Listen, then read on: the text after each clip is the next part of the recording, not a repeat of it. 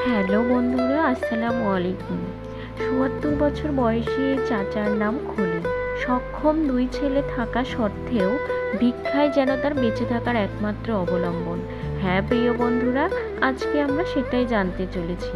এই বৃদ্ধ বয়সে জরাজীর্ণ শরীরে অসুস্থ অবস্থায় দুমুঠো খাবারের জন্য ভিক্ষায় বেরিয়েছে এই বৃদ্ধ বাবা।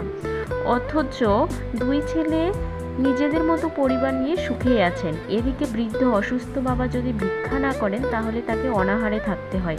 ভিডিওতে দেখতে পাচ্ছেন তিনি আনমনে হিসাব করছেন, সারাদিন মানুষের দাঁড়ে দাঁড়ে ঘুরে পেয়েছেন কিছু চাল, কিছু খুচরো পয়সা।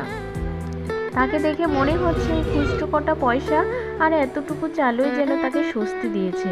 আজ মানবিকতার বড়ই অভাব। আমরা যদি নিজেদের সামর্থ্য মতো সমাজের অসহায় অবহেলিত মানুষের পাশে এসে দাঁড়াই, তাহলে হয়তো তারা একদিনের জন্য হলেও স্বস্তিতে ফিরে আসবে।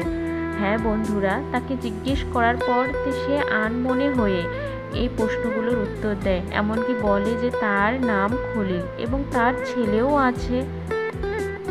ধন্যবাদ প্রিয় বন্ধুরা, ভিডিওটি কেমন লাগলো।